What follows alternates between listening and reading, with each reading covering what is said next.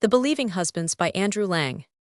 Once upon a time, there dwelt in the land of Erin a young man who was seeking a wife, and of all the maidens round about none pleased him as well as the only daughter of a farmer. The girl was willing, and the father was willing, and very soon they were married, and went to live at the farm and by the season came when they must cut the peats, and pile them up to dry so that they might have fires in the winter. So on a fine day the girl, and her husband and the father and his wife, all went out upon the moor.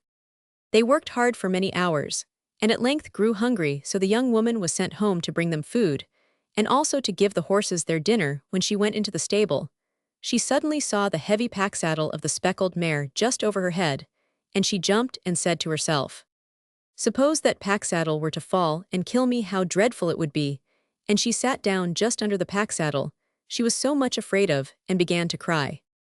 Now the others out on the moor grew hungrier and hungrier. "What can have become of her?" asked they, and at length the mother declared that she would wait no longer, and must go and see what had happened. As the bride was nowhere in the kitchen, or the dairy, pg 333, the old woman went into the stable, where she found her daughter weeping bitterly. "What is the matter, my dove?" And the girl answered between her sobs, "When I came in and saw the pack-saddle over my head, I thought how dreadful it would be if it fell and killed me," and she cried louder than before. The old woman struck her hands together. "Ah, to think of it! If that were to be, what should I do?" And she sat down by her daughter, and they both wrung their hands, and let their tears flow. "Something strange must have occurred," exclaimed the old farmer on the moor, who by this time was not only hungry, but cross. "I must go after them," and he went, and found them in the stable. "What is the matter?" asked he. "Oh," replied his wife, "when our daughter came home, did she not see the pack-saddle over her head? And she thought how dreadful it would be if it were to fall and kill her." "Ah, to think of it!" exclaimed he, striking his hands together, and he sat down beside them, and wept too. As soon as night fell, the young man returned full of hunger, and there they were all crying together in the stable. "What is the matter?" asked he. "When thy wife came home," answered the farmer, "she saw the pack-saddle over her head, and she thought how dreadful it would be if it were to fall and kill her."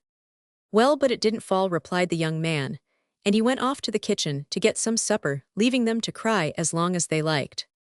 The next morning he got up with the sun, and said to the old man, and to the old woman, and to his wife, "Farewell, my foot shall not return to the house, till pg 334, I have found other 3 people as silly as you." And he walked away till he came to the town, and seeing the door of a cottage standing open wide, he entered. No man was present, but only some women spinning at their wheels. "You do not belong to this town," said he. "You speak truth," they answered, "nor you either." "I do not," replied he, "but is it a good place to live in?" The women looked at each other. "The men of the town are so silly that we can make them believe anything we please," said they. "Well, here is a gold ring," replied he, "and I will give it to the one amongst you who can make her husband believe the most impossible thing," and he left them. As soon as the first husband came home, his wife said to him, "Thou art sick." "Am I?" asked he.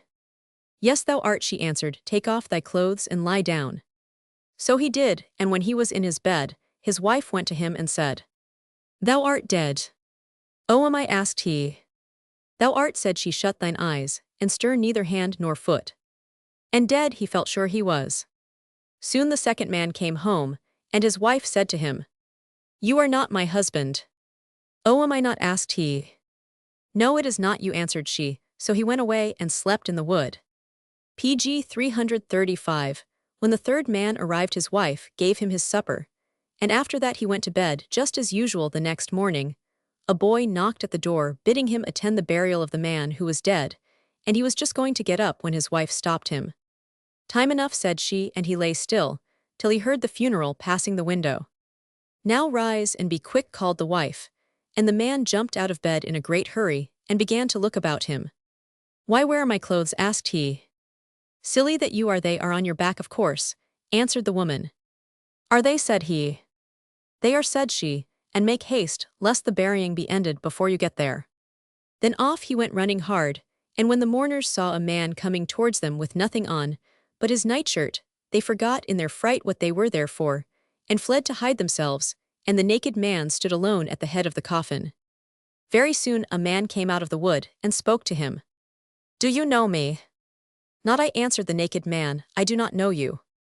But why are you naked? Asked the first man. Am I naked? My wife told me that I had all my clothes on, answered he. And my wife told me that I myself was dead, said the man in the coffin. But at the sound of his voice, the two men were so terrified that they ran straight home, and the man in the coffin got up and followed them, and it was his wife that gained the gold ring, as he had been sillier than the other two. From West Highland Tales. PG 336.